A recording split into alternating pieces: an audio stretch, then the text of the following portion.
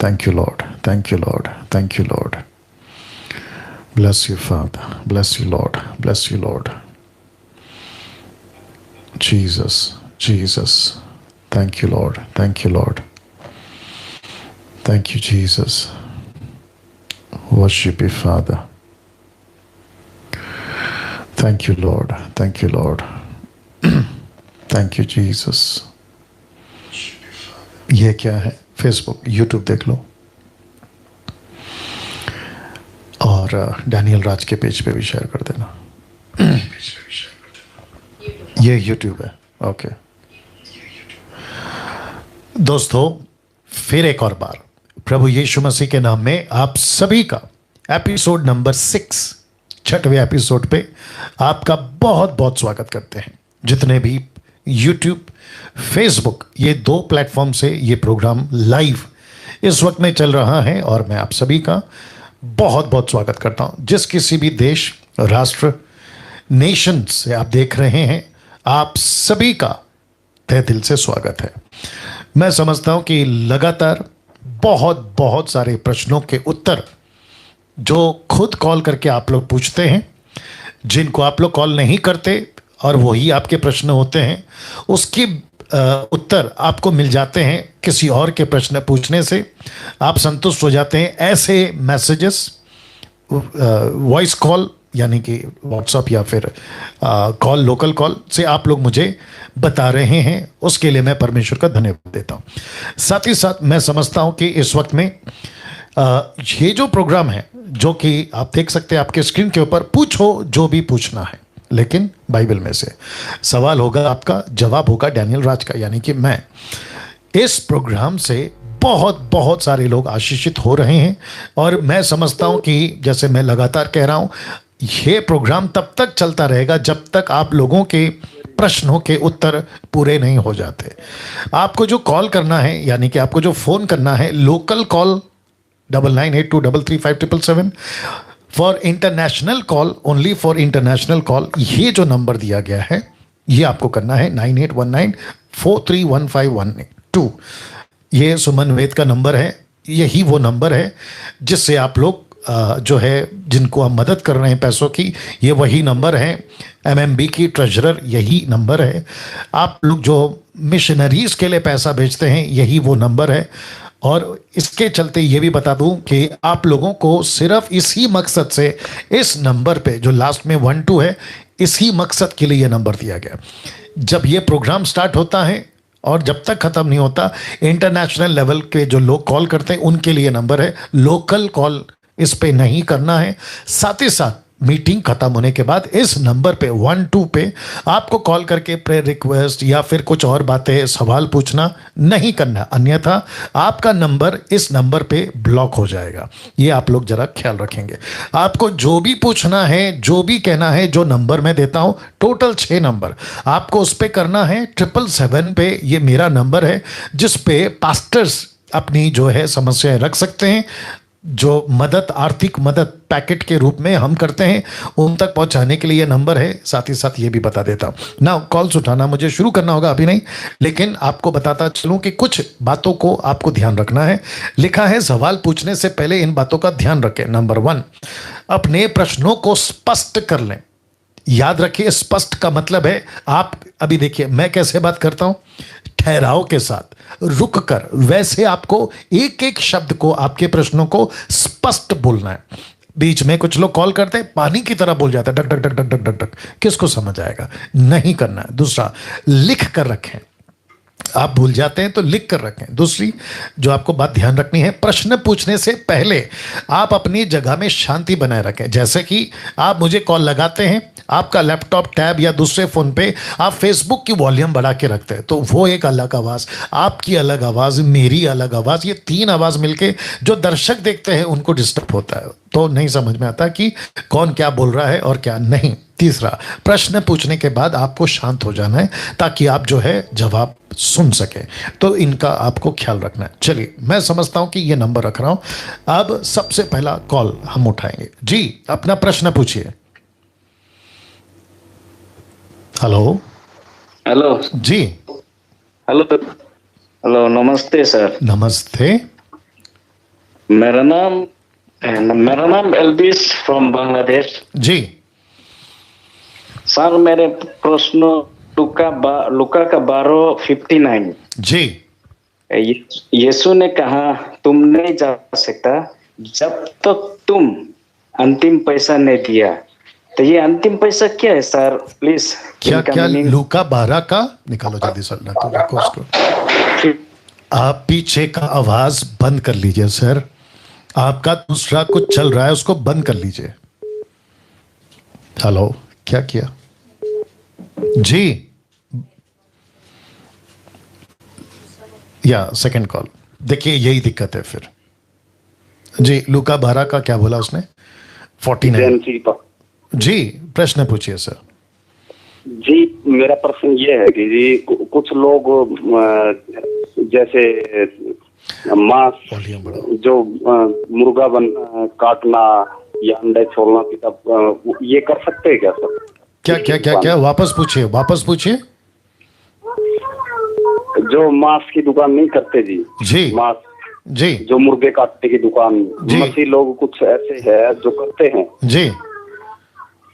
तो ये ऐसा करना अच्छा है जी? मसीह लोग कर सकते हैं, कोई दिक्कत नहीं, कर सकते हैं जी कर सकते हैं, क्यों नहीं कर सकते? कुछ लोग साथ में दारू भी बेचते हैं इसके। आपने पहला प्रश्न पूछा ये दुकान कर सकते हैं कि नहीं कर सकते, मैंने उसका जवाब दिया कर सकते हैं। अब आपका ये दूसरा प्रश्न है क्या दारू बेच सकते हैं, तो दारू नहीं बेच सकते। आप दोनों को मिक्स मत करिए, एक ही प्रश्न पूछना है आपको। जी जी, कुछ लोग बेचते हैं जी, उनको उनका जो बेचते हैं ना, बात सुन लीजिए, जो बेचते हैं ना, ये प्रश्न दूसरा है। आपका पहला प्रश्न ये है कि क्या मुर्गे की दुकान रख सकते हैं मसीह लोग, तो रख सकते हैं। जी जी जी। हाँ, अब उसके साथ में वो सिगरेट बेच रहा है, वो दारू बेच रहा है, वो ड्रग्स बेच रहा है, ये अलग टॉपिक है। अगर ये प्रश्न है तो मैं बता देता हूं, ना सिगरेट बेच सकते हैं, ना दारू बेच सकते हैं, ना ड्रग्स बेच सकते हैं, ये गलत है। ये गलत है जी। Thank you, next call. धन्यवाद जी जी, जय मसीह जी। अपना प्रश्न पूछिए। Hello, praise the lord pastor ji. जी प्रेज लॉर्ड। पुणे से ब्रदर विनोद बोल रहा हूँ मैं। जी विनोद जी बोलिए।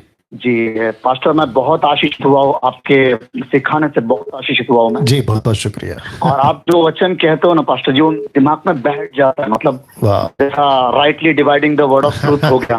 2 तिमोथी 2 दूसरा अध्याय दूसरा वचन और 15वां वचन। जी जी जी, 15-16 है। बहुत आशीषित हुआ हूँ मैं। Thank you sir. और मेरा सवाल ये था पास्टर जी, और मेरा एक सबसे बड़ा प्रॉब्लम था, जो क्रूस को मैंने क्रूस का चित्र मैंने निकाला था मेरे घर के चौखट पे जी, तो उसके बारे में भी मैंने आपसे बात किया, तो वो भी वचन मेरे दिमाग में बैठ गया और मैं औरों को भी सिखा रहा हूँ। गलातियों की पत्री 3:13 में भी। जी बिल्कुल सही कहा, 3:13। जी जी जी पास्टर जी, मैं बहुत आशीषित हूँ। और अभी मेरा सवाल है पास्टर जी जी कि 1000 मिलेनियम जो ईयर है, मतलब जब हम प्रभु के साथ रहने वाले हैं जी, उसके बाद क्या होगा पास्टर जी?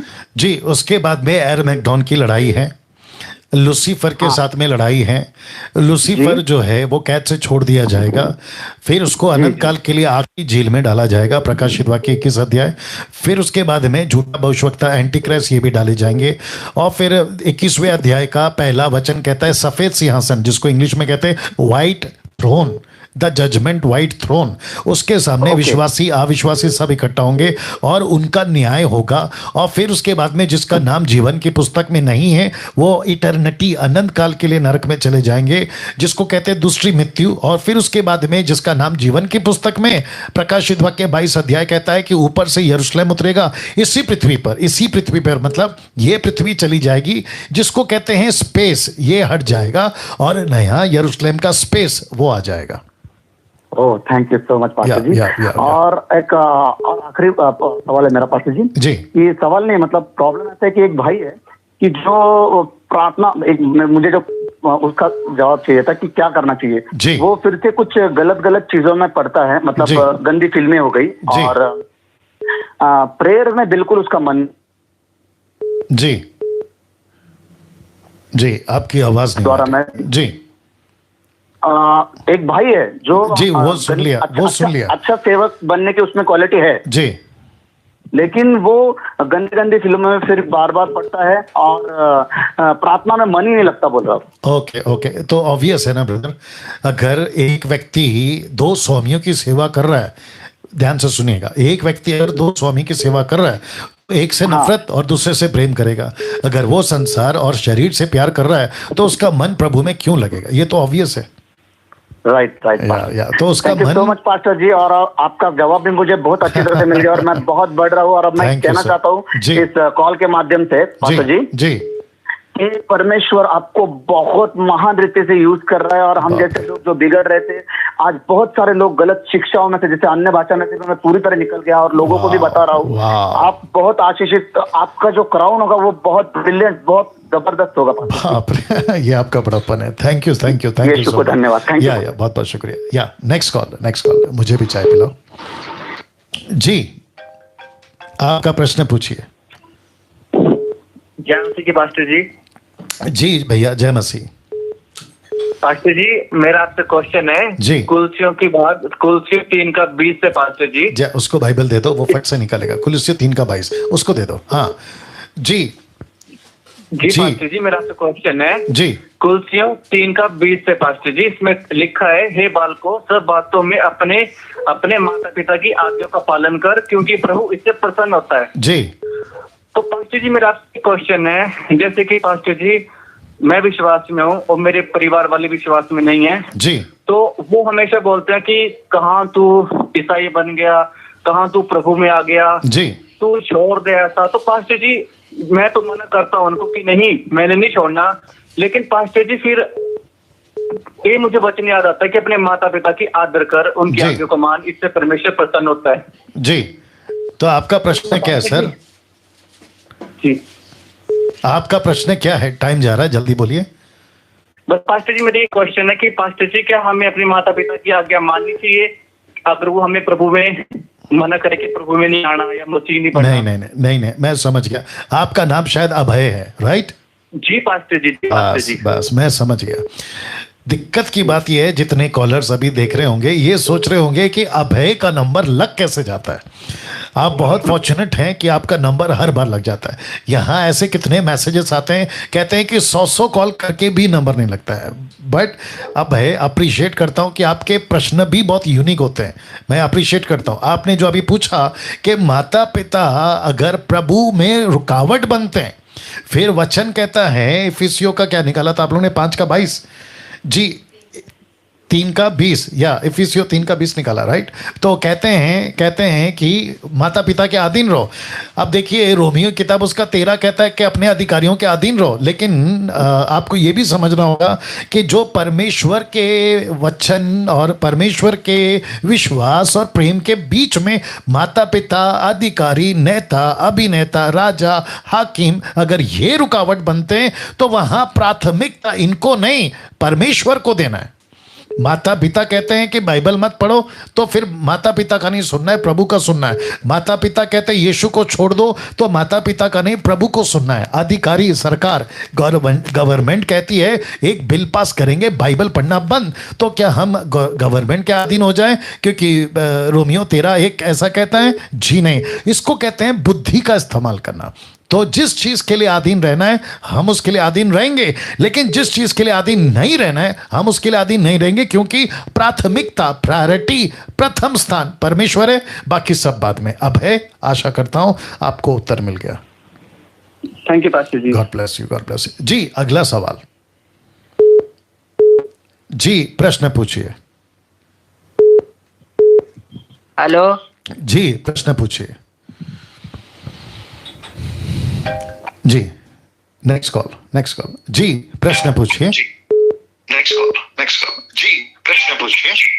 कट करिए। ओके, प्रश्न पूछिए। हेलो जी, हेलो जी, प्रश्न पूछिए। पास्टर जी, प्रेज लॉर्ड पास्टर जी। जी, मैं सुरेंद्र मिश्रा नागपुर से। आपको थोड़ा जोर से बोलना है, फोन नजदीक रख के बोलना है। हाँ पास्टर जी, मैं सुरेंद्र मिश्रा, मैं नागपुर से बोल रहा हूँ पास्टर जी। जी, मेरा प्रश्न ये है कि मैं अभी काफी दिनों से आपकी वीडियो देख रहा हूँ पास्टर जी। जी, गए साल से जब से लॉकडाउन लगा है तब से तो मैं भी बहुत आशीषित हुआ हूँ। आपके वचन के द्वारा, मतलब जो भी आप हमें सिखाते हैं उससे बहुत आशीषित हुआ हूँ जी। तो बड़ी खुशी हो गई मेरे को। अभी यानी मैं कल से आपके लिए फोन ट्राई कर रहा था जी।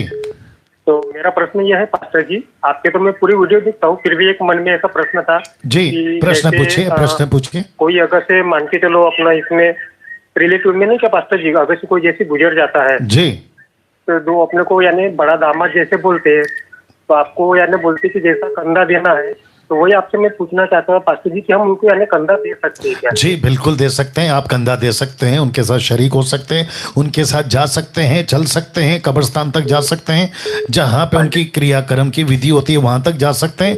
लेकिन आपको सबको अपनी आइडेंटिटी, अपनी पहचान ये बताना है कि आप एक मसीह हैं।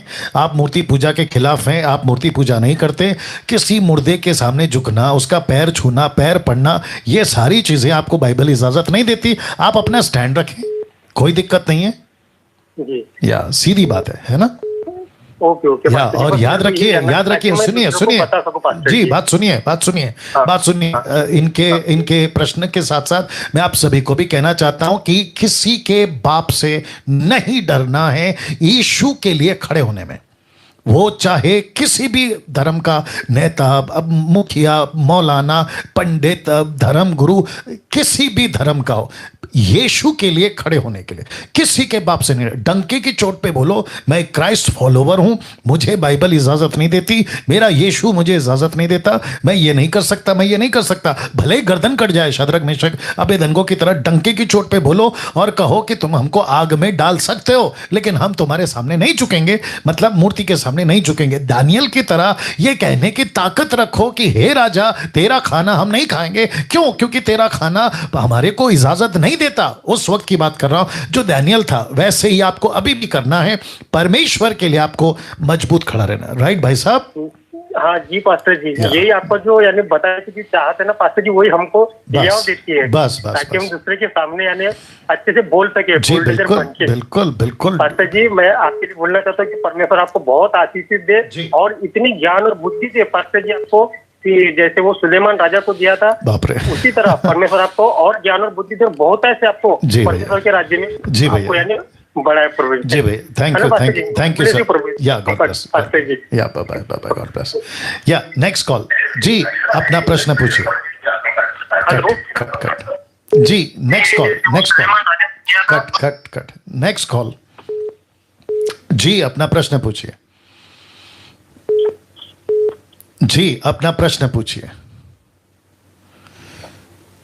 हेलो जी जी, मैं सुसारी बोल रही हूँ जी। एक पूछना है जी। ये हेस्केल की किताब से जी, यह हेस्केल 4 उसका 4 से लेकर 6 तक उसमें लिखा है, फिर तो बाई करवट लेकर इस्राएल के घराने का आधार अपने ऊपर रख, क्योंकि जितने दिन तो उस करवट लेटा रहेगा उतने दिन तक उन लोगों के आधार का भार सहता रहेगा। ऐसा ही आगे भी 6 में जब इतने दिन पूरे हो जाए तब तो दाहिनी करवट लेकर यहूदा के घराने के अधर्म का भार सह लेना। पास्टर जी, इसका मतलब क्या है? क्योंकि किसी के द्वारा मैं सुनी थी, जो हमारे गांव में कट करिए। मैं वापस कह रहा हूं, ऐसा कोई कॉल नहीं उठाएंगे, आपको जवाब नहीं देंगे अगर आपका पीछे कोई यही प्रोग्राम की आवाज आ रही है। मैं बोल बोल के थक गया हूं। ऐसा आप अगर अनडिसिप्लिन काम करते हैं, अनुशासन में नहीं रहते, तो आपका फोन काट दिया जाएगा। नेक्स्ट कॉल जी, अपना प्रश्न पूछिए। हेलो, मेरा नाम प्रीति यादव है जी। मेरा एक डाउट था कि कभी कभार शैतान हमें परमेश्वर के विरुद्ध खड़ा कर देता है जी। हमारे दिमाग में ऐसे विचार लाता है, मतलब बहुत फ्रस्ट्रेटिंग हो जाता है जी खुद को संभालना। तो ऐसा कोई वचन पास्टर जी आप किसी तरीके से समझा सकते हैं? क्योंकि कुछ ऐसे अटैक्स होते हैं आजकल की समझ ही नहीं आता है। जी ओके, शुक्रिया आपका प्रश्न पूछने के लिए, शुक्रिया। आपको मैं कुछ चीजें पूछ लेता हूँ। आपका नाम क्या है? मेरा नाम प्रीति है। ठीक है। आपकी उम्र क्या है? मैं 18 साल की हूँ। बाइबल कब से पढ़ती हैं आप? बाइबल कब से पढ़ती हैं? कितनी बाइबल पढ़ती हैं? 2-3 महीने से मैं कर रही हूँ, लेकिन मैं काफी टाइम से विश्वासी रह चुकी हूँ, परंतु मैं बाइबल नहीं पढ़ती थी, लेकिन अब मैं 3 महीने से पढ़ने लगी हूँ। ठीक है, कितना चैप्टर पढ़ती हैं? मैं रोज रोज मतलब बाइबल पढ़ती हूँ, मतलब कुछ कुछ पार्ट ही पढ़ती हूँ मैं। नहीं, आपको ऐसा नहीं करना। अगर आप मसीह को फॉलो कर रही हैं, आप यीशु के पीछे चल रही हैं, तो आपको कम से कम 30 से 40 चैप्टर पढ़नी है। आपकी उम्र अच्छी खासी है, आप बुढ़ी नहीं हो गई, आपके आगे बहुत लाइफ है, आपको बहुत जीना है, प्रभु का काम करना है। और आज के युग में, जिसको कहते हैं ना मॉडर्न युग, और आपने शैतान की बात करी है, ये शैतान का युग है, तो ऐसे टाइम पे तो आपको और भी आत्मिक होना है ना सिस्टर, राइट? तो आपको कम से कम, कट गई जी, मेरी आवाज नहीं कट गई, आपका नेटवर्क का इश्यू होगा जी। तो वापस कहता हूं कि आपको कम से कम 30 से 40 चैप्टर पढ़ने। अब आपने जो प्रश्न पूछा कि शैतान कभी कभी हमें परमेश्वर के विरोध में लाता है, तो इसका मतलब यह है कि आप वीक हैं, आपका प्रार्थना का जीवन वीक है, आपका वचन का जीवन वीक है। याकूब की किताब उसका 4 अध्याय वचन 7-8 लिखा है, परमेश्वर के अधीन हो जाओ तो तुम शैतान का सामना करोगे। तो इसका मतलब कंडीशन है, पहले अधीन फिर सामना। आप अधीन नहीं होंगे तो सामना क्या करेंगे? मैं सबको कह रहा हूं, सिर्फ इस बहन को नहीं, मैं सबको कह रहा हूं कि शर्त है, निकालिए जल्दी से याकूब की किताब उसका 4 अध्याय। या मैं यहाँ पे थोड़ा सा टाइम ले रहा हूं क्योंकि ये मैटर कई लोगों का है, कई लोगों को ये समस्या है। याकूब की किताब 4 अध्याय वचन 7, the book of James chapter 4 verse 7 and 8 जी लिखा है। कहाँ गया? हाँ, इसलिए परमेश्वर के अधीन हो जाओ और शैतान का सामना करो तो वो तुम्हारे पास से भाग निकलेगा। परमेश्वर के निकट आओ तो वह भी तुम्हारे निकट आएगा। तो इसका मतलब है 7 और 8 कहता है कि तुम पहले अधीन हो जाओ, परमेश्वर के निकट आओ, फिर कहता है उसका सामना करो तो शैतान भाग जाएगा। इसको कहते हैं, आपका नाम क्या बताया था इन्होंने?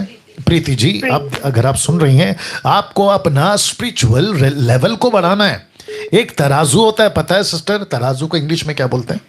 एनीवे, एक तराजू होता है, उस तराजू में आप एक चीज रखते हैं, उसका वजन कितना है ये चेक करने के लिए आप दूसरी तरफ और उसके ही लेवल का वजन रखते हैं, तब जाके वो बैलेंस होता है। तो इसको कहते हैं कि अब बात बराबर है। वैसे ही अगर शैतान अपनी ताकत बढ़ा रहा है आपको कमजोर करने के लिए, तो आप अपनी ताकत बढ़ाइए ना प्रीति जी।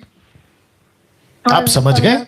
आप अपनी ये ताकत बढ़ाइए। देखो शैतान को आपने अब ये पूछा ऐसा कौन सा वचन है वो बताओ, तो ऐसा कोई वचन नहीं है कि शैतान उसको देखे, आप उसको दिखाओ, आप उसको पढ़ाओ और वो भाग जाएगा। जी नहीं, अच्छों से नहीं भागा। कौन? शैतान। किसको देखकर? मुझको, आपको, सेवकों को। लेकिन वो कब भागता है? जब आप उसको भगाते हैं। आप उसको कब भगाते हैं? जब आपका आत्मिक लेवल, नेक्स्ट टाइम के लिए रखो, आपका आत्मिक लेवल जब बढ़ जाता है तब वो भागता है। और वो कहता है, और भागता मतलब है वो वापस ट्राई करेगा, ही विल कीप कमिंग, है ना, वो आपको कोशिश करता रहेगा। लेकिन आप अपनी, और जितने दर्शक देख रहे, कितने लोग हैं? 1200 के ऊपर जो अभी लाइव देख रहे हैं, आप अपनी आत्मिक जीवन इस लेवल पे मजबूत करो कि बस उसको पता लग जाए। ठीक है प्रीति जी? ओके, कोई इशू नहीं। तो मैं समझता हूं कि जो दर्शक हैं उनको समझ में आ गया होगा। ऐसी मजबूती करो। अच्छा, कुछ लोग क्या कहते हैं, मैं तो यंग हूं, मैं तो लड़का हूं, मैं तो लड़की हूं, मेरा उम्र 12 है, 18 है, 15 है या 25 है, मैं तो पास्टर नहीं हूं, तो मुझे उतना मजबूत नहीं होना है। मैं चर्च जाता हूं, बाइबल पढ़ती हूं, ऑफरिंग लेता हूं, देती हूं, ये जो भी है, बस मेरा ये काम है। जी नहीं, लूसीफर किसी को नहीं बख्शेगा, शैतान किसी को नहीं बख्शेगा। वो क्या करता है? वो सबको ट्राई करता है। ठीक है ना? तो आप एक एक व्यक्ति को मजबूत होना है। मैं समझता हूं दूसरा कॉल लेते हैं। जी प्रश्न पूछिए। जी प्रश्न पूछिए। सर मेरा क्वेश्चन ये है, जैसे बाइबल में लिखा है कि यदि तू विश्वास करे तो तेरा पूरा घराना उद्धार पाएगा। तो जैसे मैंने अभी बिलीव कर लिया, लेकिन मैं हिंदू फैमिली से है तो दूसरे लोग बिलीव नहीं करते। तो मेरे दादाजी और पापा जो मर चुके हैं, तो क्या परमेश्वर उन्हें अधोलोक से निकाल के स्वर्ग में जगह देंगे? जी नहीं बिल्कुल नहीं। ओके, मैं समझता हूँ कि दर्शकों को भी समझा देता हूँ। इनका नाम क्या बताया? ओके, आपका नाम? कल्याणी मोरे। कल्याणी मोरे। कल्याणी मोरे, ठीक है कल्याणी मोरे जी, शांत हो जाए ना। इस बहन का प्रश्न यह है कि बाइबल कहती है कि अगर एक विश्वास करेगा तो पूरा घराना उद्धार पाएगा। तो ये कहती हैं कि मैंने विश्वास कर लिया लेकिन मेरे दादा परदादा जो मर गए मसीह में ना होने के बावजूद, मतलब बिना मसीह के, गैर मसीह होकर मर गए, तो क्या प्रभु उसको नरक से निकल के स्वर्ग में डालेगा? क्योंकि अभी उनकी नाती पोती जो है वो मसीह बन गए। क्या ये हो सकता है? 99 नहीं, 100% नहीं, 1,00,000% नहीं हो सकता।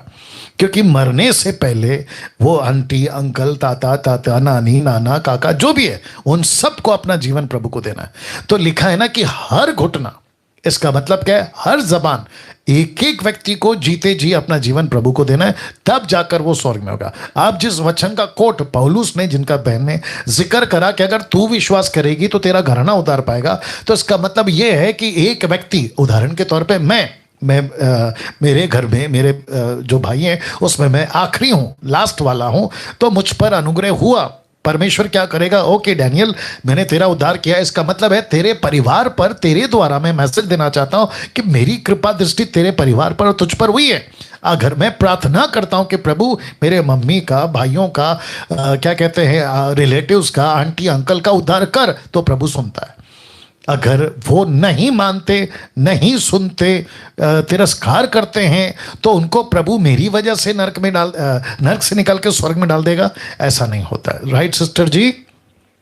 ओके ओके या तो प्लीज एक और क्वेश्चन मुझे पूछना था। बोलिए। जैसे आज रैप्चर हो जाता है तो मेरी एक 3 साल की बेटी है, तो परमेश्वर क्या उसे भी उठाएंगे क्या? एग्जैक्टली, बिल्कुल उठाएंगे। वो इसलिए उठाएंगे क्योंकि बच्ची है ना वो। जी जी। बच्चों को सेंस नहीं होता है, जो छोटे बच्चे हैं उनको सेंस नहीं होता है। छोटे बच्चे जब मर जाते हैं तो वो नरक नहीं जाते, वो स्वर्ग जाते हैं। Okay thank you so much, मुझे बहुत अच्छा लगा। जी जी जी जी बिल्कुल। नाउ मैं आपको बताता हूँ बहन, बहुत बहुत शुक्रिया। नाउ जितने दर्शक देख रहे हैं मैं आपको बता देता हूँ, अगर किसी का प्रश्न ये है कि बच्चे, वो चाहे मुस्लिम के, हिंदू के, बुद्धिस्ट के, बौद्ध के, यहूदी के, पारसी के, आदिवासी के, इसके उसके, किसी के भी बच्चे अगर बच्चे बचपन में मर जाते हैं, पैदा होते ही मर जाते हैं, एक्सीडेंट में मर जाते हैं, 6 महीने का, 1 साल का, 2 साल का, 3 साल का, जब तक बच्चा अपने सेंस में नहीं आता, पाप क्या है, सत्य क्या है, वो जब तक अपने नॉलेज में नहीं आता, ऐसी एज में अगर बच्चा मर जाता है वो सीधा स्वर्ग जाएगा। कैसे? मैं आपको बताता हूँ। याद होगा आपको कि दाऊद का बेटा, सुलेमान के पहले दाऊद का बेटा जब बचपन में बीमार था, उसको पता चला कि जब तक वो बीमार है उसने खाना छोड़ दिया, सब कुछ छोड़ दिया, लेकिन जैसे ही उसको पता चला मेरा बच्चा मर गया, उसने बोला खाना लगाओ। तो कर्मचारियों ने पूछा, अरे आप अभी तक तो रो रहे थे, तड़प रहे थे, अभी अचानक बच्चा मर गया तो आपको दुख होना चाहिए, आप कहते हैं खाना लगाओ। तो दाऊद कहता है कि जब तक जिंदा था आशा थी कि वो बच जाए, लेकिन अब वो मर गया तो मैं उसके लिए भी कुछ नहीं कर सकता, क्योंकि जब मैं जाऊंगा स्वर्ग में या फिर जब वो बच्चा मुझे मिलेगा तो वो तो प्रभु के पास होगा। वैसे ही मैं कहना चाहता हूं कि जो बच्चे मरते हैं वो प्रभु के पास जाते हैं, वो चाहे किसी भी धर्म का बच्चा हो। छोटे बच्चे मरते हैं तो वो प्रभु के पास जाते हैं। जी सवाल पूछिए। वाह जी, प्रश्न पूछिए। हेलो जी जी जी जी जी, प्रश्न पूछिए सर। सर मैं सौमित्र बोल रहा हूँ कोलकाता से। जी सौमित्र जी बोलिए, जानता हूँ मैं आपको। सर मैं प्रश्न पूछना चाहता हूँ। अभी किसी सिस्टर ने फोन किया था कि उन्होंने कहा कि पौलुस का वर्ड को कोट किया कि यदि तू विश्वास करे तो तू और तेरा घराना उद्धार पाएगा। जी जी। तो मेरा प्रश्न ये है सर, अगर किसी ने मरने से पहले अगर किसी तक सुसमाचार पहुंचा ही नहीं तो उसका क्या? ओके, वेरी नाइस, बहुत अच्छा प्रश्न है। आप रोमियो की किताब, आप पहले ये बताओ कब से मसीह हैं? हेलो, या आप कब से मसीह हैं? बाइबल देना, पहला रोमियो का पहला अध्याय निकाल के रखना। आप मसीह कब से हैं? 10 ईयर्स से। बाइबल कितना पढ़ते हैं सर? 15-16 क्या चैप्टर? अच्छा 15-16 chapter. Okay okay, good good good good good. Romeo की किताब पहला अध्याय कभी पढ़ा है? जी मैं अभी निकाल के पढ़ता हूँ सर। नहीं अभी मत पढ़ो, मैं आपको बता देता हूँ जी। मेरा चश्मा चेंज करना पड़ेगा। जितने दर्शक हैं मैं चाहता हूं कि आप भी सुने, क्योंकि भाई साहब का प्रश्न बहुत रेलेवेंट और बहुत ज़्यादा सीखने लायक है। तो मैं समझता हूं कि कहाँ गया, परमेश्वर को करो तो ओके, यहाँ पे जगह कम है। एक सेकंड दीजिए। जी सर जी। हाँ,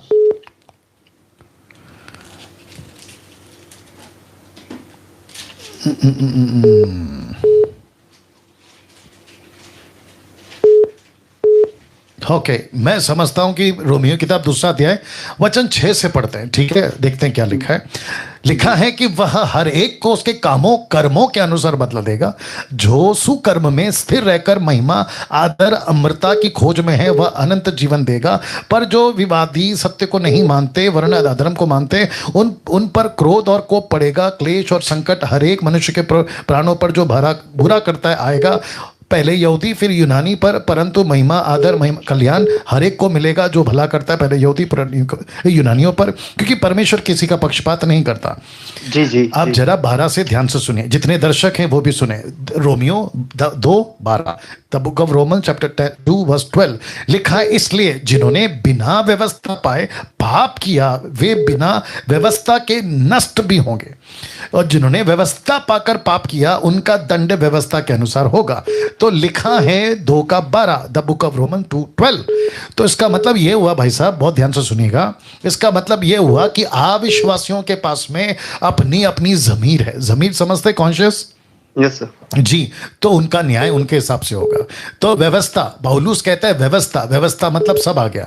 ठीक है, चोरी करना गलत है, पाप करना, व्यभिचार, नशा, लालच सब है। उसके हिसाब से जो जानता है उसके हिसाब से न्याय होगा। जो नहीं जानता उसके कॉन्शियस में डाला है, कॉन्शियस मतलब जमीर में, उसके एहसास में डाला, ये गलत है, ये गलत है, ये गलत है। सबको पता है झूठ बोलना गलत है, सबको पता है मर्डर करना गलत है, सबको पता है कि लालच करना गलत है, तो उसके हिसाब से न्याय होगा।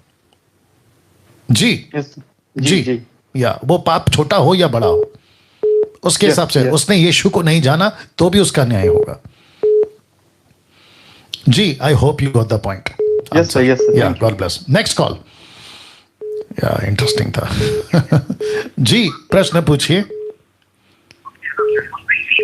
कट करिए। पीछे अगर बैकग्राउंड म्यूजिक चलेगा मतलब आपको हमारे प्रोग्राम आवाज आएगी, कट कर देंगे। जी, प्रश्न पूछिए। हेलो जी, प्रश्न पूछिए। सर, मेरा नाम निशित है जी, और मैं यूपी से हूँ। सर, मेरा प्रश्न ये है कि जब परमेश्वर ने सबसे पहले मनुष्य को बनाया, आदम और हवा 2 लोग थे जी, ठीक है जी, इनके फिर 2 बेटे हुए जी, कैन हाबिल जी। तो कैन ने हाबिल को मार दिया, तो उसके आगे लिखा है कि कैन ने शादी कर ली किसी लड़की से। वो लड़की कहाँ से आई, मुझे ये पूछना था। Wonderful wonderful. आपका नाम क्या है? निशित लाल। निशित लाल। कब से मसीह हैं? या, गॉट इट, निशित। ओके, आप मसीह कब से हैं? मैं तो मतलब बचपन से मसीह हूँ, पर 1.5 साल पहले से ही सही से आया जी। और बाइबल पढ़ने लगा 1.5 साल पहले से जी। बाइबल कब से पढ़ते हैं सर? 1.5 साल हो गए। 1.5 साल से। मैं चाहता हूं कि आप पढ़ें, बहुत पढ़ें, 30 से 40 चैप्टर पढ़ें। मैं आपको यहाँ पे आपसे अभी बात ना करते हुए दर्शकों से बात करूंगा। कितने लोग हैं? 1500 से भी ज्यादा लोग अभी देख रहे हैं। बहुत ध्यान से सुनिएगा दर्शकों। भाई का प्रश्न यह है कि आदम के 2 बच्चे थे, एक मर गया, केन जिंदा रह गया, केन ने शादी कर ली। देखिए, मैंने इनसे क्यों पूछा कि कब से मसीह हैं, बाइबल कब से पढ़ते हैं, बाइबल बहुत पढ़ो। आप लोगों को भी कहना चाहता हूं कि देखिए, वहीं पे आंसर होता है, वहीं पे उत्तर होता है, वहीं पे सब कुछ होता है। बाइबल इटसेल्फ स्पीक्स, बाइबल के पास खुद जवाब है। लेकिन दिक्कत की बात यह है कि हम उसको ज़्यादा नहीं पढ़ते हैं, इसलिए पवित्र आत्मा भी हमें उतना ही बताएगा जितना हम जानते हैं। 4 किताबें हैं, लेट मी एक्सप्लेन क्लियरली। 4 किताबें, मत्ती, मरकुस, लूका, योना। मत्ती में 28 है, मरकुस में 16 है, लूका में 24 है, योना में 21 है। आप जितना किताब पढ़ोगे पवित्र आत्मा उतना ही बताएगा। जो चीज़ नहीं पढ़ा वो आपको नहीं बताएगा। अभी भाई साहब कहते हैं कि जब क्या कहते हैं, कैन उसका भाई मर गया, कैन बच गया, तो फिर उसकी पत्नी कहाँ से है? अब किसने कहा कि बैक टू बैक घटना है ये? मतलब आज पैदा हुआ आदम, फिर उसका कल बच्चे हुए, और 30वें दिन उसका भाई मर गया, और 4थे दिन हनोक ने शादी करी। ये बैक टू बैक थोड़ी है ना। इसके बीच में कई सालों का गैप है, कई सदियों का गैप है। और हम सभी जानते हैं कि बाइबल कट टू कट नहीं लिखा है, बैक टू बैक। मूसा लिख रहा है, वो भी कब? 1600 साल बाद।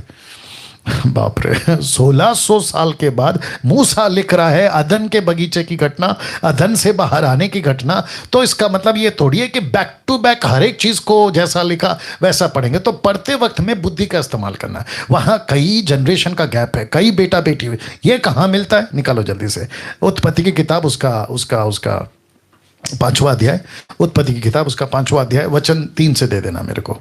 एक काम करते हैं, एक ही से पढ़ लेते हैं, ठीक है ना?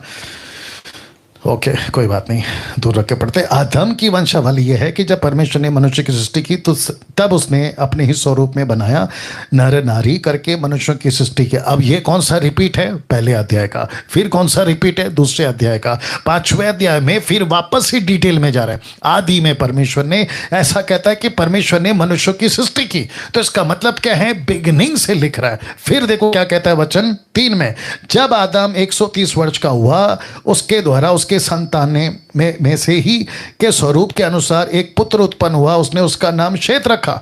फिर बाकी 2 बच्चों का जिक्र का, उसके पहले और बच्चों का जिक्र का। अब इसको सुनो, शेत के जन्म के पश्चात आदम 800 वर्ष जीवित रहा, उसके और भी बेटी बेटियां उत्पन्न हुई। ये क्या है फिर? तो सब कुछ कट टू कट नहीं लिखा है। आप जो लाइन पे बने हुए, आप मेरी बात को सुन रहे हैं भैया? हाँ जी, तो सब कुछ कट टू कट नहीं लिखा है। बहुत सारे बच्चे हुए, ये मतलब आदम जैसे था वो संतानी की, ये परमेश्वर जैसे जगह कहा था फूलो फलो जी, तो ऐसे नहीं थे और भी बनाए हो? नहीं सर, आदम एक ही बना है, हवा एक ही बने हैं, और उन्हीं के द्वारा पृथ्वी फैली है, मतलब मनुष्य फैले। दूसरा तीसरा आदम नहीं है। अच्छा जी, ठीक है सर, बस इतना ही था जी। बहुत बहुत शुक्रिया, गॉड ब्लेस। ओके, अब दूसरा कॉल उठाने से पहले मैं समझता हूं कि हमारी जो अनाउंसमेंट है उसके ऊपर चलते हैं, क्योंकि हाफ टाइम हो चुका है। बाकी का आपको हाफ टाइम के बाद में सवाल फिर पूछेंगे, तो ये आपको मैं बता चुका हूं। नाउ मसीह मंथन बैठक आप सभी जानते हैं, आप इससे जुड़ें। मैं आपको रिक्वेस्ट करता हूं आप इससे जुड़ें। क्यों? बहुत सारा बेनिफिट आपके लिए है, बहुत सारा प्लेटफॉर्म आपके लिए है, बहुत सारी सुविधाएं आपको दी जाती हैं। मसीह मंथन बैठक खास करके इन 2 सालों के अंदर बहुत तेज़ी से फैल रहा है, बहुत तेज़ी से लोगों के बीच में जा रहा है, और कई तादाद में लोग अभी तक हमसे जुड़ चुके हैं। इसमें पास्टर्स भी हैं, लीडर्स भी हैं, यूथ भी हैं, और जो चर्च जाते थे लेकिन कुछ नहीं करते थे वो जुड़ चुके हैं। इनको एक मिशन मिल चुका है, इनको एक जज्बा, जुनून, पैशन मिल चुका है। ये काम कर रहे हैं कई क्षेत्रों के अंदर, गांव में, शहरों में। ऐसे करते हुए इसके चलते मैं कह रहा हूं कि आप हमसे जुड़ें, एमएमबी से जुड़ें। साथ ही साथ आपके पास में अगर चर्च नहीं है, मसीह मंथन आपके लिए ऑनलाइन चर्च है। मसीह मंथन आपके लिए ऑनलाइन चर्च है। दूसरी चीज़, आपको बैप्टिज्म देना है, चाहिए, हम देंगे, लेकिन सारी चीज़ों को जब ये लॉकडाउन ख़त्म हो जाएगा, कोऑर्डिनेटर के हिसाब से आपके पास तक पहुंचा जाएगा या आपको बुलाया जाएगा, बपतिस्मा की भी सुविधा करेंगे। शादी, बेटा बेटियों की शादी नहीं होती, उसकी भी सुविधा मसीह मंथन कराएगा। साथ ही साथ आपके पास चर्च नहीं है, आपको अच्छी कलीसिया, जहां खरी शिक्षा, विशेष करके जहां अन्य भाषा नहीं चलती, पवित्र आत्मा से नीचे गिराना, उठा पटक करना, नीचे फेंको, ऊपर फेंको, ऐसे सारे जितने भी कल्ट डॉक्ट्रिन्स है वहां नहीं चलते। ऐसे जगह पे आपको जो है मसीह मंथन कलीसिया मुहैया करवाएगा। और साथ ही साथ अगर आप प्रचार करना चाहते तो मसीह मंथन का फेसबुक पेज, यूट्यूब पे चैनल बनाकर डंके की चोट पे सेवकाई करिए। मसीह मंथन का लेटरहेड, मसीह मंथन की आईडी, मसीह मंथन का पहचान पत्र आपको दिया जाएगा, क्योंकि मसीह मंथन रजिस्टर्ड अंडर गवर्नमेंट अथॉरिटी के साथ में आपको जो है सारी चीजें सुविधा दी जाएगी। अगर आप जुड़ना चाहते हैं तो इन नंबरों पे आपको फोन करना है। सिस्टर नीता जी का ये नंबर है, ब्रदर नरेंद्र राव जी का ये नंबर है। ये हो गए 2 नंबर। उसके बाद में और 4 नंबर हैं। तो रहा सिस्टर समीक्षा, उनका ये नंबर है, ब्रदर शमी, उनका ये नंबर है। फिर उसके बाद में और 2 नंबर, सिस्टर सिमरप्रीत, उनका ये नंबर है, ब्रदर जितेंद्र कुमार, उनका ये नंबर है। तो ऐसे करके टोटल 6 नंबर आपको दे दिए। पॉज करके या होल्ड करके आप जो हैं ये नंबर को ले सकते हैं और इनको ही कॉल करना है। आपको मुझे या सुमन वैद्य को कॉल नहीं करना है। जिस मकसद से मुझे नंबर मैं देता हूं वो उसी पर्पस के लिए है, जिस पर्पस के लिए सुमन वैद्य का नंबर है वो उसी पर्पस के लिए। मैंने उसको कह दिया है, अगर अनवांटेड कॉल आते हैं सीधा ब्लॉक करिए, मत उठाइए ना। साथ ही साथ आपको यह भी बताता चलूं कि मसीह मंथन का पेज है, उसको लाइक करें, फॉलो करें। मसीह मंथन का ऐप है, एप्पल एंड ऑन और एंड्रॉयड फ़ोन के लिए भी आपका जो है MMB ऐप है, आप लोग उसको डाउनलोड कर लीजिएगा, क्योंकि सब कुछ उसमें डेटा है, क्या करना है क्या नहीं करना है। साथ ही साथ मसीह मंथन का वेबसाइट है www.masihmanthan.com, आप इसको विजिट करें। साथ ही साथ मेरी चैनल है जिसको कहते हैं डैनियल राज का यूट्यूब चैनल, मैं रिक्वेस्ट करता हूं कि बड़ी तादाद में सब्सक्राइब करिए, दूसरों तक भी पहुंचाइए। क्यों? सबसे पहली चीज, पैसे नहीं कमाता चैनल से। मेरे YouTube चैनल पे आपको किसी प्रकार का एडवर्टाइजमेंट, विज्ञापन नहीं मिलेगा। और साथ ही साथ दूसरों को रिकमेंड इसलिए करने को कह रहा हूं क्योंकि बहुत सारे टॉपिक पे प्रचार करता हूं प्रतिदिन आपको उसकी नोटिफिकेशन मिलती रहेगी। अब आते हैं बहुत इंपॉर्टेंट पॉइंट पे, वह है ये प्रेरितों की किताब 4 का 32 से 35 तक में अभी कितने लोग हैं टोटल? ओके, जितने 1600 से ऊपर लोग देख रहे हैं, मैं चाहता हूं कि आप लोग बहुत ध्यान से सुने और मसीह के राज्य को बढ़ाने के लिए आप लोग अपना हाथ बटाएं, खास करके पैसे के क्षेत्र में। यह वचन कहता है कि उन दिनों की कलीसिया में, याद रखो, टोटल पृथ्वी की कलीसिया में कोई गरीब नहीं था, एक व्यक्ति भी गरीब नहीं था। क्यों? उसकी वजह है, वजह यहां है कि सब अपनी अपनी संपत्ति बेचते थे, पतरस और चेलों को लाके देते थे, लिखा है प्रेरितों के पांव पे रखते थे, जिसके चलते वो क्या करते थे, जिस जिसकी आवश्यकता होती थी उसको बांट दिया करते थे।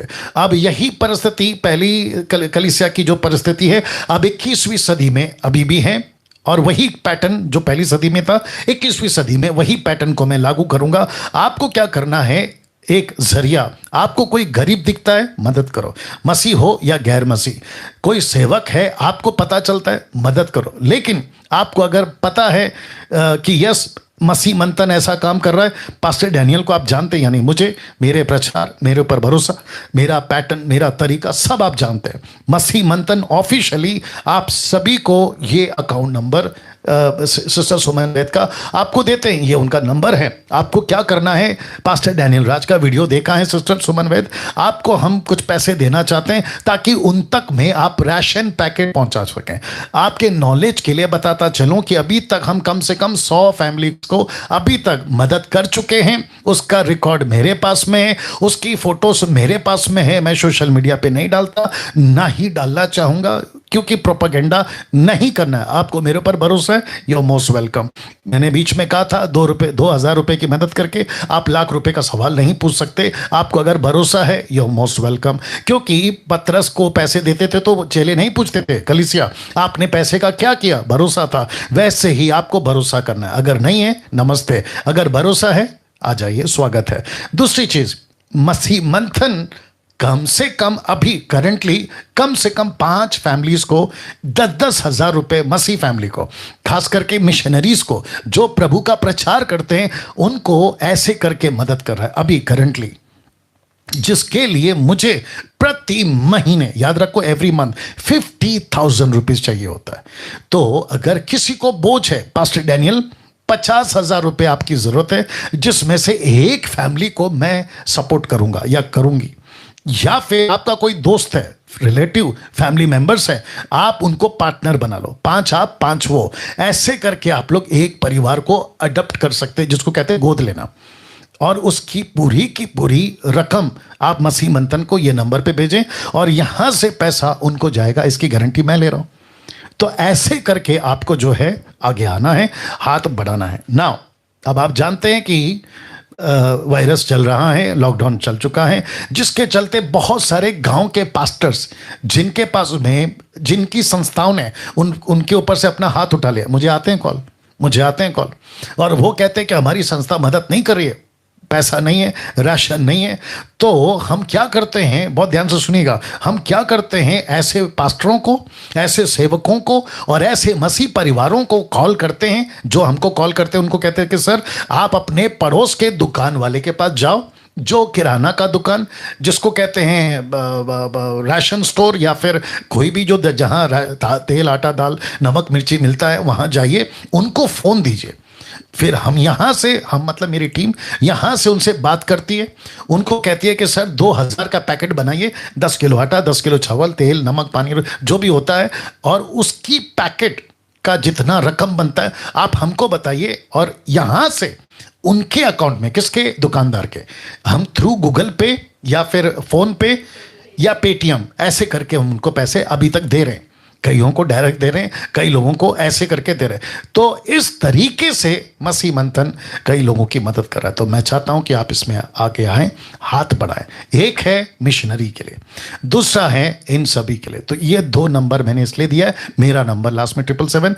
जो पास्टर्स हैं मुझे व्हाट्सएप कॉल करें, मैसेज भेजें या एक वॉइस क्लिप डालें, पास्टर जी मैं यहाँ से हूँ, MP UP गो, कहीं से भी आप मेरी मदद करें, मैं ये तकलीफ में हूँ। आप अपना फोटो फैमिली फोटो ये सब भेजें और आपको हम मदद करेंगे जो हमारे पास आ रहा है। ठीक है, चलिए नाउ दोस्तों, मैं समझता हूँ कि आप लोग इन सब बातों से वाकिफ हो गए जो कि एवरीडे मैं कर रहा हूँ। नाउ वापस आते हैं अपने कॉल पे, तो प्रश्न लेंगे। जी अपना सवाल पूछिए। जय मसीह पास्टर जी। जी जय मसीह। मेरा प्रश्न ये है कि क्या मरियम से पैदा होकर यीशु पापी हो गया था? जी आपका उम्र क्या है? 15 वर्ष। यही शाबाश। और आपका नाम क्या है? आयुष। Very good. तो आपने कल भी किया था कॉल, कल या परसों किया था आपने? हाँ कल भी किया था और सेकंड डे भी किया था। जी जी, तो मैंने इसके ऊपर प्रचार किया, ये भी सुना होगा आपने। सुना था लेकिन मैं शायद भूल गया हूँ। तो वापस जाइए, सुन लीजिए, आपको क्लियर हो जाएगा। लेकिन अभी क्योंकि दर्शक सुन रहे और आपने सबके सामने ये प्रश्न पूछा है तो मैं उसका जवाब देना चाहूंगा। लड़के का प्रश्न है, आयुष का प्रश्न यह है कि क्या यीशु मरियम से पैदा होकर पापी हो गया? ऑफ कोर्स, क्योंकि यीशु मसीह ने जन्म लिया है हम सबके पापों को छुड़ाने के लिए। यीशु मसीह व्यवस्था के अधीन पैदा हुआ। पौलुस कहता है, आई थिंक गलती की पुस्तक में, लेकिन यीशु मसीह ने कोई पाप नहीं किया। यीशु मसीह दूसरा आदम बना। यीशु मसीह हम सब के लिए जो निष्पाप था, रेफरेंस याद नहीं आ रहा है, जो निष्पाप था परमेश्वर ने उसको पाप बनाया, नॉट पापी, पाप बनाया, जिसके चलते वो हमारे पापों के लिए बलिदान हुआ। तो जो पाप हमने किए थे वो यीशु के ऊपर आ गए। जहां सजा हमको मिलनी थी उनको मिल गई। तो जब यीशु क्रूस पे चढ़ रहा था तो एली एली लमा सबक्तनी, इसका मतलब क्या है कि हे मेरे परमेश्वर, मेरे परमेश्वर तूने मुझे क्यों छोड़ दिया? तो परमेश्वर ने अपना मुंह इसलिए फेर लिया था क्योंकि यीशु के ऊपर हम सबके, डैनियल के, हम सबके पाप आ गए। तो जिसके चलते यीशु मसीह मरियम से पैदा हुआ मानव जाति को छुड़ाने के लिए, पाप के अधीन, व्यवस्था के अधीन, पाप बनकर, पापी नहीं पाप बनकर। लेकिन यह भी सच है कि यीशु ने कोई पाप नहीं किया। उम्मीद करता हूं कि आपको जवाब मिल गया। जी पास्टर जी, एक और प्रश्न पूछना था। जी जैसे कि कोई न्योता देते हैं, इनविटेशन देता है कहीं के लिए भी, जैसे कोई विश्वास में नहीं है, जैसे हमको तो सब जानते हैं कि हम प्रभु में तो कोई नहीं देता, लेकिन कोई कोई जैसे देते हैं, तो क्या वहां जाकर जैसे भोजन करते हैं तो क्या वो उचित है या नहीं? जी वापस कहूंगा जो कि मैं बोलते आ रहा हूं, मूर्ति पूजा अगर नहीं है, वो मूर्ति के सामने, देवी देवता जो मूर्ति होते हैं उनके सामने बलि किया हुआ नहीं है तो बेशक खाइए, बेशक खाइए। लेकिन अगर वो है तो नहीं खाना है। आई होप आपको समझ में आ गया। ठीक है, हाँ जय मसीह। चलो जय मसीह। Okay, next call. जी प्रश्न पूछिए। पास्टर जी मेरा आपसे क्वेश्चन है। जी जैसे कि पास्टर जी हम आपको फॉलो करते हैं 1 साल से। जी तो पास्टर जी हमारे दिल के अंदर चाहते कि हम प्रभु का प्रचार करें। जी लेकिन पास्टर जी हमारे पास बाइबल नहीं है जी लोगों को देने के लिए। जी तो पास्टर जी मेरा आपसे क्वेश्चन ये है कि पास्टर जी हम विदाउट बाइबल क्या हम प्रचार कर सकते हैं पास्टर जी कि नहीं कर सकते? जी बिल्कुल कर सकते हैं, आपको करना चाहिए। बिना बाइबल के आप कर सकते हैं। किसने रोका है आपको? ओल्ड टेस्टमेंट माफ करना, पहली सदी में जब कलीसिया थी, पतरस ये बाइबल थोड़ी बांटते थे सर। ये तो मुंह से बोलते थे ना कि यीशु मसीह मार्ग सत्य जीवन है, उसके ऊपर विश्वास करो। याकूब का माफ करें, प्रेरितों की किताब उसका 4 का 12, आकाश के नीचे पृथ्वी के ऊपर एक ही नाम है जिसके द्वारा मनुष्य उद्धार पा सकता है और वो यीशु है। वो तो ऐसे ही बोलते थे ना सर, मुंह से, कोई चीजें नहीं देते थे। और बाइबल आपको क्यों देकर प्रचार करना है सर? हेलो, आपको बाइबल देकर क्यों प्रचार करना है?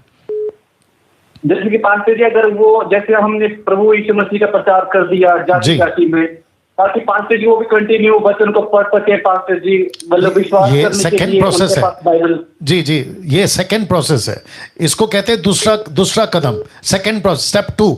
पहला स्टेप क्या है? गॉस्पेल सुनाओ। पहला स्टेप है गॉस्पल सुनाओ। अगर आप बाइबल बांटते तो मुझे कोई दिक्कत नहीं है, लेकिन आपका प्रश्न ये है कि बाइबल नहीं है, तो ऐसे टाइम पे आप बाइबल के, आपके हाथ में बाइबल नहीं है तो आप क्यों रुक जा रहे हो? आप करिए ना, मैसेज सुनाइए, प्रचार सुनाइए, कोई दिक्कत नहीं है। स्टेप 2 का फिर आता है कि आप उनको बाइबल देते हो, आप उनको डिसाइपलिंग करते हो, आप उनको बपतिस्मा देते हो, फिर ये अलग स्टेप है ना सर। जी हम प्रचार कर सकते हैं पास्टर जी का बाइबल उनको दिए। जी ढंके की चोट पे करिए। जी पास्टर जी, बहुत बहुत थैंक यू पास्टर जी, क्योंकि मैं बहुत इस क्वेश्चन में डाउट में था pastor ji. Most welcome. Okay, next call जी, प्रश्न पूछिए। कट करिए जी, नेक्स्ट कॉल कट करिए जी, सवाल पूछिए जी, अपना प्रश्न पूछिए जी, प्रश्न पूछिए। हेलो, जय मसीह पास्टर जी। जय मसीह जी, मेरा नाम ज्योति है, मैं यूपी से हूँ जी। और मैं मेरे पास में एक चर्च है, मैं 10 साल की विश्वासी हूँ जी। और मैं पहले चर्च बस टेम्परेरी जाती थी और आती थी, प्रभु में मेरा मन नहीं लगता था।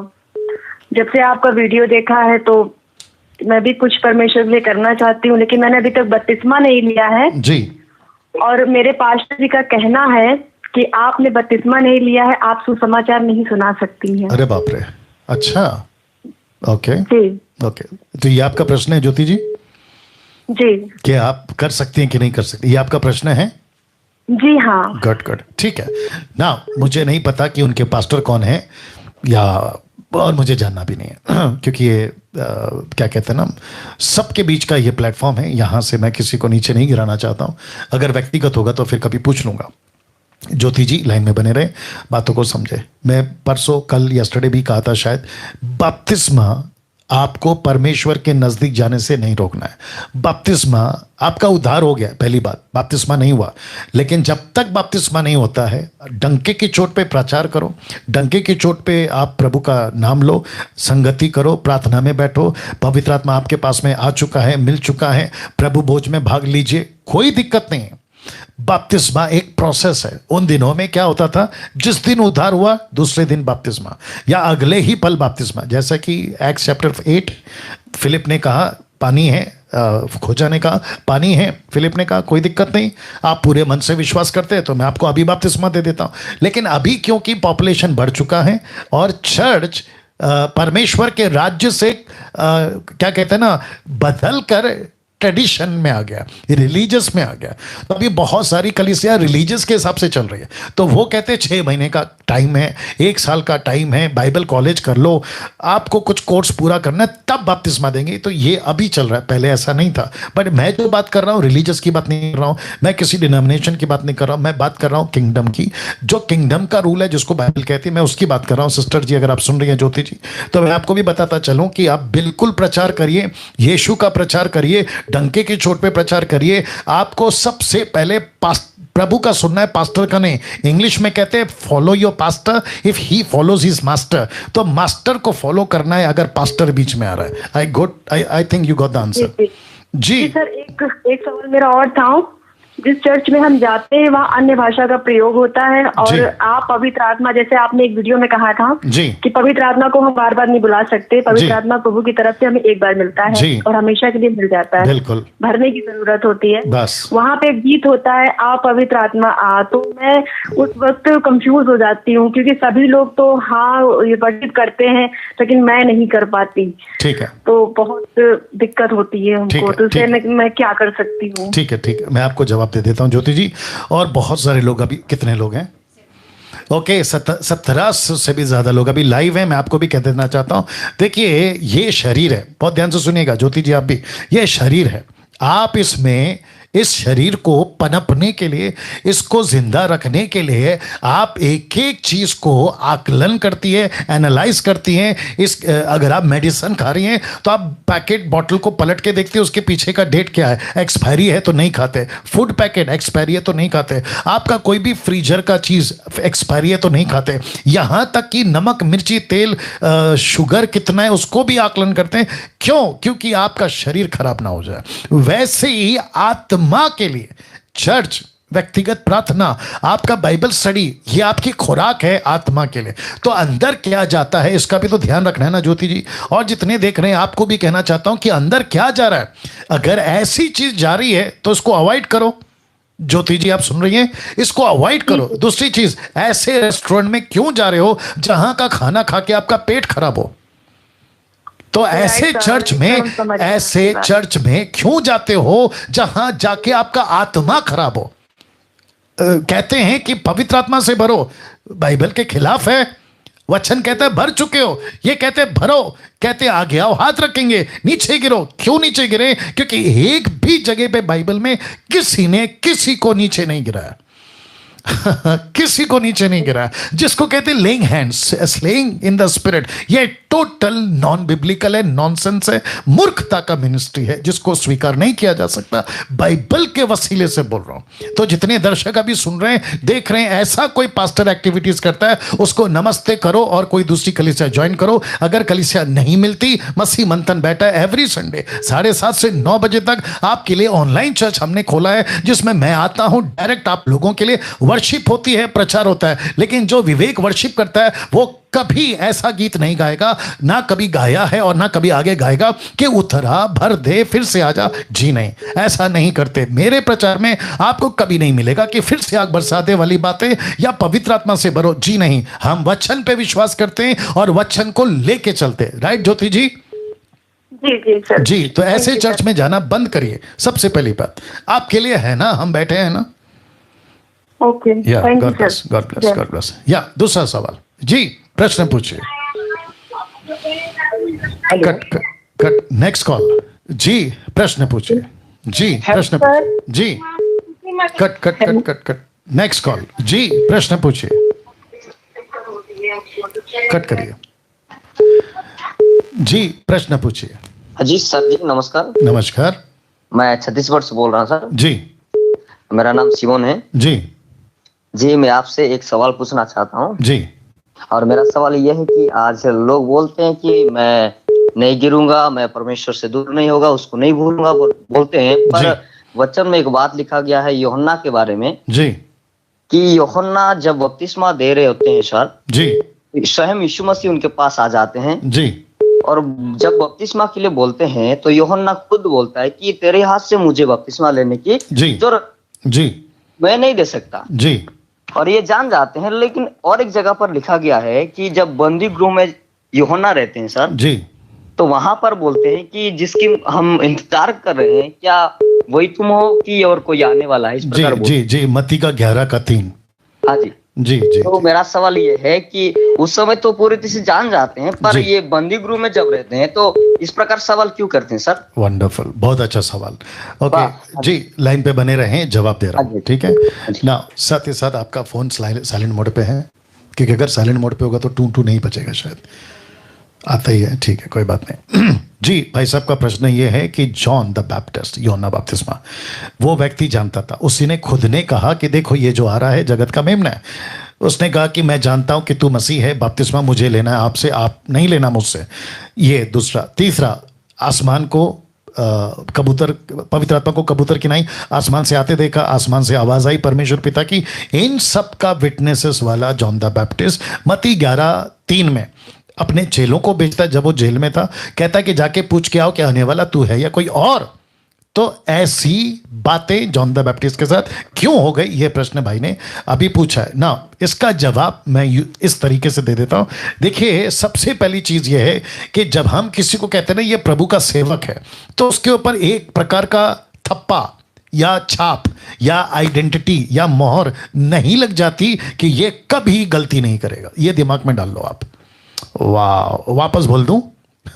एक व्यक्ति जिसको आप सेवक कहते हो, जिसको आप प्रॉफिट कहते हो, जिसको आप नबी कहते हो, जिसको आप पास्टर कहते हो, जिसको आप अपोस्तल प्रॉफिट कहते हो, यहां तक कि डैनियल राज भी, अगर ये कहते हो कि ये प्रभु का दास है, ये तो कभी गलती नहीं करेगा, ऐसा स्टैंप, थप्पा, छापा नहीं लगाना। मूसा प्रभु का नबी, एक ऐसा व्यक्ति जिसको प्रभु कहता है ये मैं इसको ऐसे बात करता हूं जैसे कोई अपने भाई से बात करता है। अब्राहम से कहता है कि ये तो मेरा चुना हुआ है, ये मेरा घर का आदमी है जिसके ऊपर मैं अपनी एक ऐसी राष्ट्र लाऊंगा जिसको कहते हैं इजराइल, नेशन ऑफ इजराइल। तो ऐसा व्यक्ति, अब्राहम से गलती हुई। क्या गलती हुई? अपनी पत्नी को बहन बना दिया। दूसरा, उसको कहा था विश्वास कर तेरी पत्नी से तुझे बच्चा होगा, बीच में हर हीरा को घुसा दिया, जिसके चलते इस्माइल पैदा हो गया। मूसा चट्टान पे लकड़ी मार दी दूसरी बार, जबकि नहीं मारना था। दाऊद गलती कर दी। ऐसे कितने लोग हैं जिनसे गलतियां हुई है। तो वापस कहता हूं, जॉन द बैप्टिस्ट को भी आप कैसे देखेंगे, पतरस को आप कैसे देखेंगे, पौलुस को आप कैसे देखेंगे, और सेवकों को आप कैसे देखेंगे? तो वापस कहता हूं, किसी सेवक को ऐसे नहीं कहना कि ये तो सेवक है, इससे कभी गलती नहीं होगी। और उसकी गलती हो गई तो फिर यह भी प्रश्न नहीं उठना चाहिए, अरे ये तो प्रभु का सेवक था, इससे गलती कैसे हो गई? तो मतलब क्या प्रभु ऐसे लोगों को चुनता है? तो इसको दिमाग से निकाल दो, चाहे वो कोई भी क्यों ना हो। परमेश्वर को छोड़ कोई परफेक्ट नहीं है, सबसे गलती होती है, गलतियां करते हैं और उसके बाद में वो मन फिराते हैं, प्रभु के पास आते हैं। यह अलग टॉपिक है। अब बात करते हैं कि जॉन द बैप्टिस्ट के साथ में कंफ्यूजन कैसा है। भाई साहब आप लाइन पे बने रहिए। हाँ जी, हाँ जी जी, और साथ साथ में सुनते रहिएगा, ठीक है ना। अब बात करते हैं जॉन द बैप्टिस्ट को कंफ्यूज क्यों हो गया। एक व्यक्ति कहता है कि ये है मसीहा। नाउ आपको जानना होगा भाई साहब, मुझे नहीं पता आप बाइबल कब से पढ़ रहे हैं, लेकिन अगर आप टोटल हिस्ट्री पढ़ोगे, मसीहा का इंतजार हो रहा था। थोड़ा लंबा खींच रहा हूं, कोई बात नहीं, लेकिन बहुत अच्छा प्रश्न है, उसका जवाब भी तगड़ा होना चाहिए। मसीहा का इंतजार हो रहा था, जिसकी प्रोफेसी करी दानियल ने, जिसकी प्रोफेसी करी मूसा ने the book of exodus chapter 18 में, जिसके चलते बहुत सारी प्रोफेसी की बातें यशाया, यिर्मयाह, हिजकियेल, आमोस की किताब, यशाया की किताब 9वां अध्याय, ऐसे मसीहा का इंतजार हो रहा था। और मसीहा का इंतजार का मतलब है एक राजा का इंतजार हो रहा था, जिसके चलते ज्योतिषों ने कहा कि यहूदा के कौम में एक राजा पैदा हुआ है। मत्ती 2:2। तो ये हेरोदेस कहता है कि मैं राजा हूं, मुझे छोड़ दूसरा कौन सा राजा आ सकता है, जिसके चलते 2-2 साल के बच्चे कट गए, याद होगा आप लोगों को। और उसके बाद में सब वेट कर रहे थे कि अचानक से मसीह आएगा, फिलिस्तीन का राज्य है, रोम का राज्य है, हेरोदेस का राज्य है, इनका राज्य है, उनका राज्य है, इन सबको खत्म करेगा, डिक्लेयर कर देगा। और इसी प्रश्न को पतरस ने पूछा था प्रेरितों की किताब 1 अध्याय वचन 3-4 में। उसने कहा कि क्या प्रभु तो इजराइल को अभी राज्य फेर देगा? राज्य मतलब इंग्लिश में किंगडम। तो उसको क्या लगा कि अब आप तो क्रूस पे मर गए, मसीह का काम खत्म हो गया, अब आप डिक्लेयर कर दो कि आप किंग हैं पूरे यूनिवर्स के और आप अपना राज्य को स्थापित करो। तब यीशु ने कहा ना ना ना ना, तुम बहुत बड़ी भूल में हो। दूसरा कॉन्सेप्ट, मत्ती का माफ करें, यूहन्ना का 6वां अध्याय, आपको पता होगा कि जब रोटी से चमत्कार हो गया तो जो चेले यीशु को छोड़ के चले गए 57 से आगे, यूहन्ना का 6 का 57 से आगे, वो चेले यीशु को राजा बनाना चाहते थे। तो सबको लगा कि यीशु राजा बनेगा, राज्य करेगा, राजा बनेगा, राज्य करेगा। भाई साहब आप सुन रहे, आशा करता हूं। तो जिसके चलते जब यीशु का प्रचार शुरू हुआ, बहुत ध्यान से सुनिएगा, तो यीशु के प्रचार में क्या था? एक गाल पे कोई मारे तो दूसरा दे दो। ये राजा का नेचर नहीं है, ये राजा का स्टाइल नहीं है। राजा का मतलब क्या है? जिसने तलवार चलाया उसको तलवार से काट दो, ये राजा का सिस्टम है, ये राजा का एटीट्यूड है। फिर यीशु कहता है गाली दे तो तुम उसको आशीष दो, श्राप दे तो उसके लिए प्रार्थना करो, एक कुर्ता ले जाए तो पैजामा उतार के दे दो, एक मील जाए तो दूसरे मील चले जाना। ऐसी प्रचार सुनकर और ऐसा माहौल, कोड़ियों के बीच में बैठता है, कोड़ियों को चंगाई देता है, वेश्याओं के बीच में उठता बैठता है, उनको ठीक करता है, वेश्याओं को अलाउ करता है, मेरे पैरों को अपने बालों से साफ करो। ऐसी प्रचार जब सुनी तो मत्ती 11:1, जल्दी निकालो, मत्ती 11:1, बहुत ध्यान से सुनना। आपने प्रश्न पूछा है, देखिए क्या लिखा है। मत्ती 11:1 में लिखा है, जब यीशु अपने 12 चेलों को आज्ञा दे चुका, वह उनके नगरों में उपदेश प्रचार करने को वहां से चला गया। यूहन्ना ने बंदीगृह में मसीह के कामों का सुसमाचार सुना। तो इसका मतलब क्या है? उसने जेल में बैठे बैठे सुना। तो क्या सुना? यीशु का प्रचार ऐसा है, राजा वाला तो कोई गुण ही नहीं है, अधिकार वाला तो कोई गुण ही नहीं है। यीशु तो यूहन्ना के 4 अध्याय में चेलों के पैर धो रहा है। मरकुस कहता है मैं सेवा लेने नहीं, सेवा करने आया हूं। ऐसा प्रचार सुन के भाई साहब आप जो सुन रहे हो अभी, किसके मन में शक नहीं उठेगा कि क्या ये मसीहा है? अब बताइए। हेलो, हाँ जी जी, अभी मन में प्रश्न उठेगा ना? जी सही है जी। अगर यीशु का लाइफस्टाइल ऐसा है, एक तरफ प्रोफेसी है कि मसीहा पैदा होगा, एक तरफ प्रोफेसी है कि राजा पैदा होगा, लेकिन ये मसीहा राजा क्या कर रहा है? चेलों के पैर धो रहा है, कोड़ियों के बीच में उठ रहा बैठ रहा है, और ऊपर से पापियों को प्यार करता है, कहता है पापियों को प्यार करता हूं।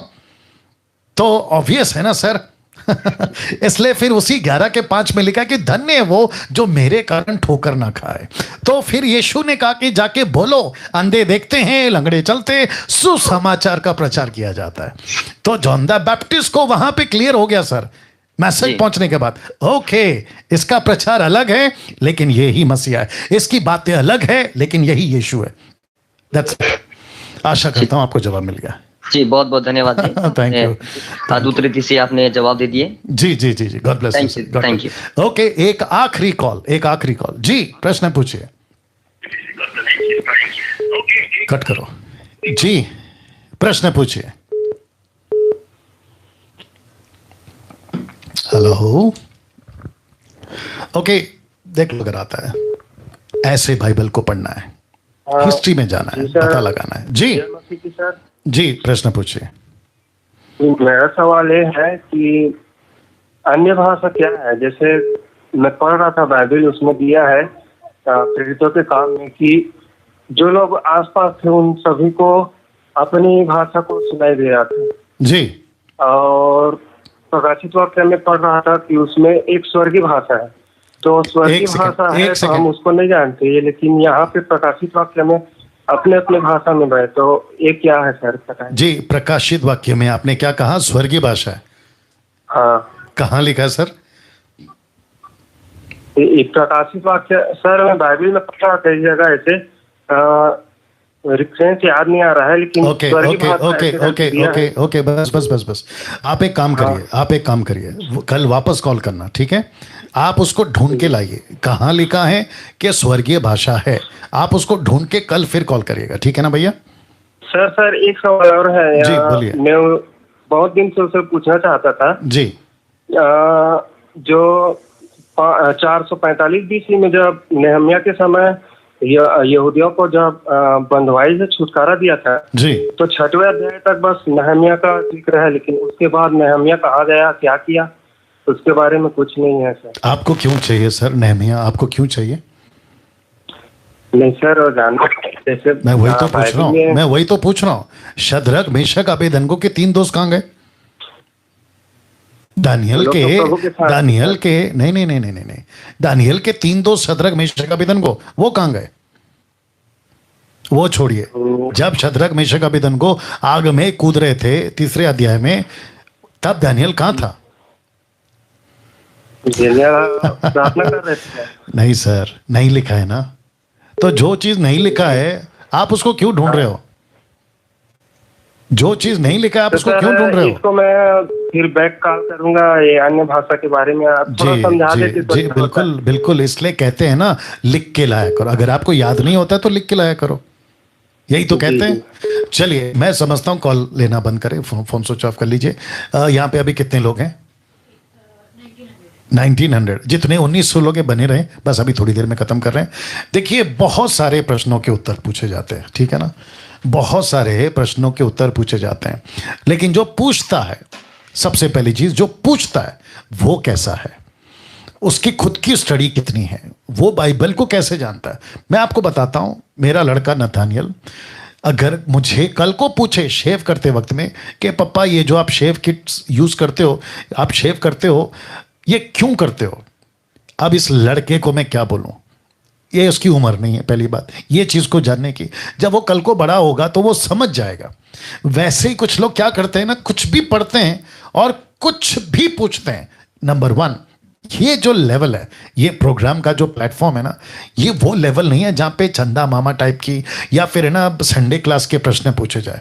तो दर्शकों से मेरी हाथ जोड़ के रिक्वेस्ट है, जरा स्टैंडर्ड सवाल लाओ, ऐसे प्रश्न पूछो कि आपको भी मजा आए, मुझे भी मजा आए, और जो दर्शक सुनते हैं उनको भी मजा आए। अब भाई साहब ने पूछा कि नेहम्या का जिक्र क्यों नहीं है, अब जब नहीं लिखा तो मैं कहां से ढूंढ के लाऊंगा, ये बातें हैं। तो ऐसा सवाल ना करें, रिक्वेस्ट है आप लोगों से, जरा दमदार सवाल पूछो, तगड़ा सवाल लेकर आओ। और मैं रिक्वेस्ट करता हूं कि आपका नंबर बहुत मुश्किल से लगता है, क्योंकि कम से कम 100 कॉल तो लिस्ट में चले जाते हैं मिस कॉल के, तो आपका नंबर तब लगता है। ऊपर से ऐसे सवाल जिसको कहते हैं संडे क्लास के सवाल, फिर ऊपर से पीछे से आपको मेरी मीटिंग की आवाज़ वो अलग से डबल ट्रिपल आवाज़ मत किया करो, है ना, चीज़ों को समझो। अब ये 6वां एपिसोड है, अभी तक तो आप लोग समझ आए करिएगा। चलिए मैं अभी आपको समाप्त कर रहा हूँ, लेकिन कुछ बातों को याद दिलाकर आपको याद रखना है कि 5 मिशनरी को हम सपोर्ट करना स्टार्ट कर दिए हैं, जिसके चलते भारत के अंदर हम लोगों को परमेश्वर के राज्य को फैलाने के लिए, क्रिश्चियनिटी नहीं, अभी कोई हिंदू मुस्लिम अगर देख रहा होगा तो उसको गलतफहमी नहीं होनी चाहिए, क्रिश्चियनिटी को नहीं, राज्य को, किंगडम, गॉड का किंगडम को, जिसमें सैल्वेशन, मोक्ष, मुक्ति, निजात, इसकी बात कर रहा हूं, जहां मनुष्य अपने पापों से छुटकारा पाए और सच्चे परमेश्वर से उसकी मुलाकात हो, जिसको कहते हैं सनातन परमेश्वर, एशियंस गॉड, अनादि काल से, जिसकी कोई लिमिट, कोई सीमा, कोई डेट ऑफ बर्थ, किसी की शुरुआत, पैदाइश की बातें नहीं है। मैं उस परमेश्वर की बात कर रहा हूं, ना जानवर, ना लकड़ी, ना सांप, ना चूहा, ना कुत्ता, ना हाथी, ना बिल्ली, ना बंदर, एक ऐसा परमेश्वर की बात कर रहा हूं जो चीजों को बनाया। चीजों की आराधना नहीं करना है, उनको बनाने वाला एक परमेश्वर है, उसकी खोज की बात कर रहा हूं। तो ऐसों को हम मदद कर रहे हैं, आप जानते हैं, उसके लिए आप लोग आगे आएं, क्योंकि मैं जानता हूं कई लोगों के पास में पैसा बहुत है लेकिन उनको पता नहीं होता कि कहां देना। तो आपके लिए प्लेटफॉर्म तैयार है, आइए प्रभु के राज्य को बढ़ाइए। चलिए इस स्लाइड के साथ में मैं खत्म कर रहा हूं। लोकल कॉल कल से याद रखिएगा, कल क्या है? ओके, कल शनिवार है, उसके बाद परसों ऑनलाइन चर्च संडे है, तो कल इस हफ्ते का आखिरी, उसके बाद परसों नहीं होगा, फिर डायरेक्ट मंडे से होगा। तो कल आशा करता हूं कि बड़ी तादाद में आप लोग जुड़ते हैं। प्लीज़ आप लोग जुड़ें, दूसरों को भी बताएं कि एक ऐसा प्रोग्राम है जिसका नाम है पूछो जो भी पूछना है, ये वाला प्रोग्राम। तो आप उनको जरूर परिचय कराएं, मेरे चैनल को सब्सक्राइब कराएं, दूसरों तक वीडियो को पहुंचाएं। मैं बहुत सारी छोटी छोटी एडिट कर रहा हूं, दूसरों तक उसके व्हाट्सएप पे लिंक शेयर करें, प्लीज करिए, परमेश्वर के राज्य को बढ़ाइए, क्योंकि आप जानते हैं कि ये सही शिक्षाएं हैं, इसलिए मैं कह रहा हूं। चलिए अपना ख्याल रखें, प्रभु आपको आशीष दे। कल मुलाकात होगी ठीक 8 बजे।